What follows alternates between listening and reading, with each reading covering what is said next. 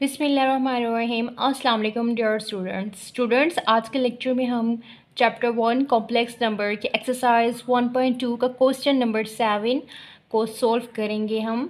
और question number 7 हम start करते हैं, अपना सॉल्व करते हैं। तो स्टूडेंट्स, हमारे पास क्वेश्चन नंबर 7 है, find the square of all the fifth roots of 1/2 plus root 3/2 iota. मतलब हमने यहाँ पे फिफ्थ रूट्स जो हम इसका फाइंड करेंगे उसका हमने स्क्वायर भी फाइंड करना है। तो स्टार्ट करते हैं इसका solution. Let z is equal to 1/2 plus root 3/2 iota. Student, इसको हम 1/2 को x ले लेंगे और रूट 3/2 को हम y के बराबर ले लेंगे। Root 3/2 real part and imaginary part. और स्टूडेंट, इसमें हमारे पास n क्या होगा, and n is equal to n। हमने कितने रूट्स फाइंड करने, फिफ्थ रूट्स, तो n हमारे पास क्या होगा, 5। अब स्टूडेंट्स, यहाँ पे हम r फाइंड करेंगे सबसे पहले।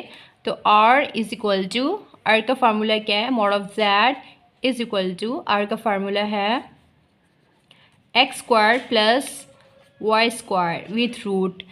अब x की वैल्यू और y की वैल्यू हम पुट कर देंगे। x हमारे पास क्या है, 1/2 whole power 2 plus y square root 3/2 का whole square.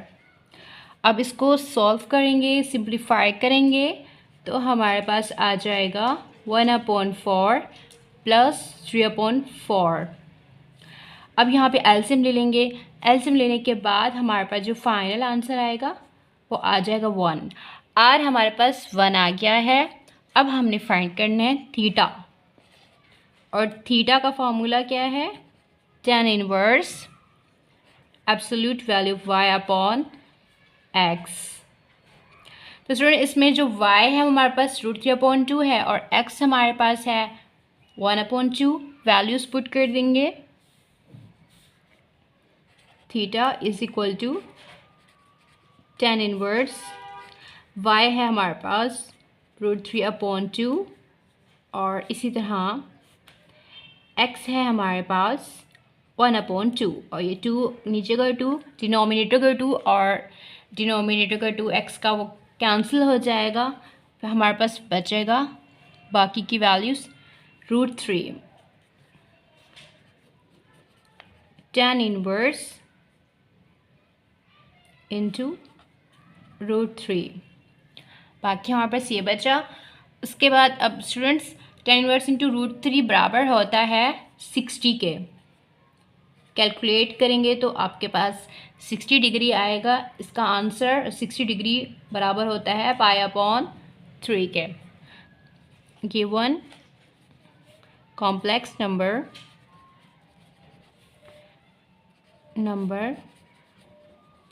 lying in first quadrant. तो हमारा आर्गुमेंट ऑफ z π/3। अब स्टूडेंट्स, अब हमारे पास आर्गुमेंट ऑफ z भी आ चुका है और r भी हमने फाइंड कर लिया। अब हम फार्मूला अप्लाई करेंगे। Formula we know zk is equal to r की power 1/n cos argument of z plus 2k pi plus iota sine argument of z plus 2k pi close bracket whole power 1/n। Students, अब हम क्या करेंगे, हम फार्मूले में values put कर देंगे। वैल्यूज़ r की जगह हम लिखेंगे 1 और n हमारे पास क्या था 5। cos आर्गुमेंट ऑफ z क्या आया हमारे पास π/, iota sine π/3 plus 2k pi close bracket 1/5। Phi करेंगे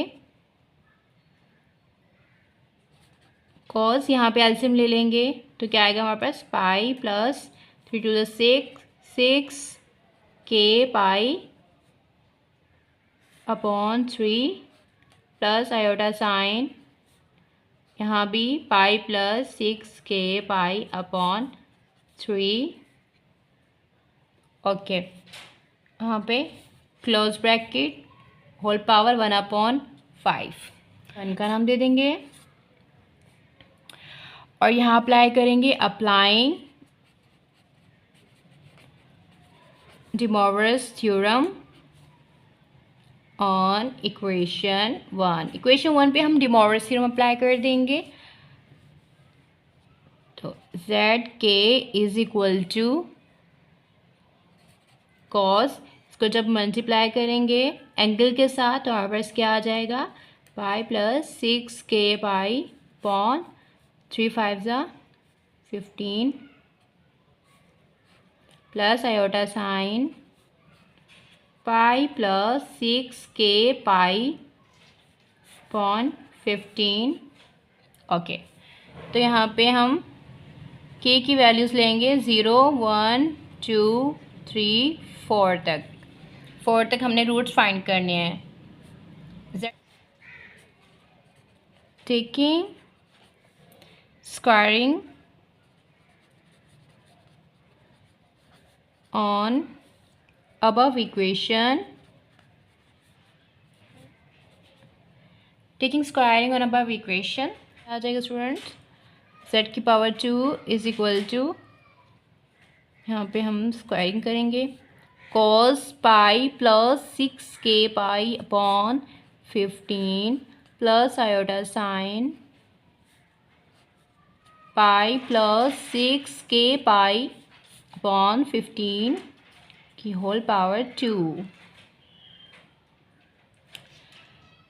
अब स्टूडेंट्स यहाँ पे होल पावर 2, यहाँ पे भी अब De Moivre's थ्योरम अप्लाई हो रहा है बिकॉज कॉस एंड साइन दोनों के दरमियान प्लस का साइन है, एंगल भी सेम है हमारे पास, तो अब पावर को हम एंगल के साथ मल्टीप्लाई कर देंगे according to De Moivre's theorem. Again applying, यहाँ लिखेंगे student again De Moivre's theorem,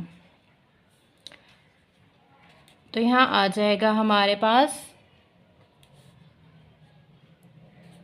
cos into 2 angle के साथ मल्टीप्लाई कर देंगे, पाई प्लस 6 के pi upon 15 plus iota sine into 2 pi plus 6 के पाई अपॉन 15।